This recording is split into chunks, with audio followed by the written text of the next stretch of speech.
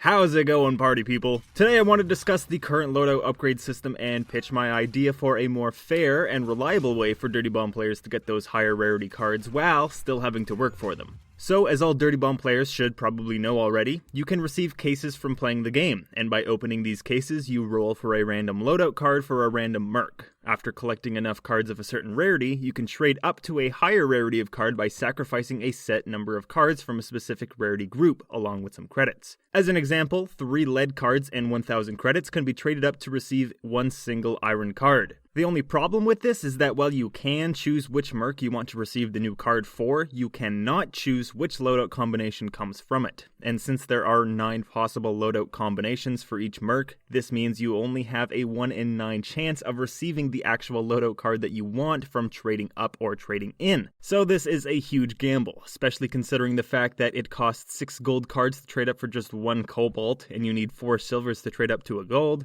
and 4 bronze to trade up to a silver, and it just gets really crazy expensive when you get down to trading up for just 1 single cobalt. This does cause the value of perfect cobalt or gold cards to be extremely high, and the amount of satisfaction you will get from trading up to a perfect high rarity card is basically unmeasurable.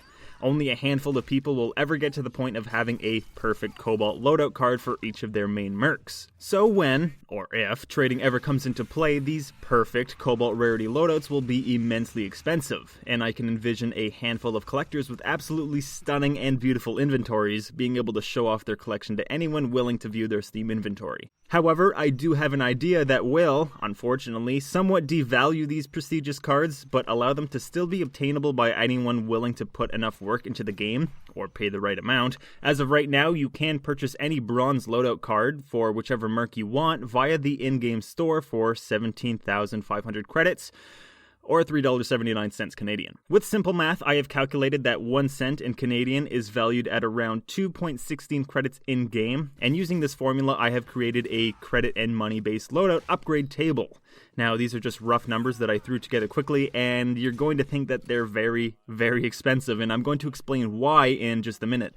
But first, let me just show you what I've come up with. So the scenario I've set up looks like this. You purchase the bronze loadout card of your desire via the in-game store, valued at 17,500 credits. That's just $7.79 for you Canadian watchers who are still paying attention. Now you have a choice. You can either keep the bronze card you just bought, or, with the system I just developed because I'm extremely totally awesome, you can advance it to the silver rarity by spending 35,000 credits, or around $7.58 Canadian. From here, you could advance again to gold, this time spending 70,000 credits, or $15.16 Canadian. And finally, you can upgrade your loadout to the cobalt rarity by spending either 140,000 credits or $30.32 Canadian. In total, from purchasing your bronze card and advancing it all the way to the cobalt rarity, you will be spending up to 262,500 credits, or $56.85 Canadian. You can punch the Canadian dollar amount into Google and translate it into your country's currency if you want,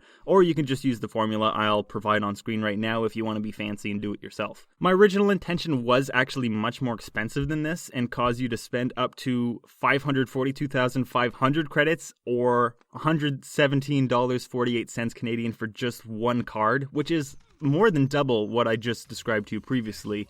And you might be wondering to yourself, why so expensive, man? Well, like I said, I wanted to try and keep the value of these cards extremely high so that not everyone can afford one, but at the same time allowing players to get the card they want, granted they put enough time or money into the game. The original figures sided with giving the developers of Dirty Bomb more money to fund development should anyone decide to purchase these upgrades, but even I think that's a little too expensive for just 1 card. Although the original figures would definitely leave these perfect high rarity loadouts to retain some grand value, I can see more people being willing to purchase these upgrades should they be cheaper, as with the figures that I settled on, which means easier accessibility for us and more money for the Dirty Bomb devs at the end of the day. Also, the cheaper the upgrade system is, the more obsolete trading up and trading in becomes, and it's not my goal to completely dismiss these options. I know I still have fun trying my luck with the upgrade system, but I'd most definitely purchase an upgrade if it guaranteed me the loadout that I wanted. There's absolutely no doubt about that. So let me know your thoughts on this topic. Do you think it's a nice thought, or do you think it's terrible and should have never been conceived of in the first place? Let me know down below, because I always appreciate feedback. And that's just about all I have to say about the possibility of a new system for getting those higher tier loadout cards. So I hope you enjoyed and found this video interesting, and if you did, please be sure to give the video a like or dislike it if you really don't like the idea. Anyways, I'll see you guys next time in another video. So for now, take care everyone.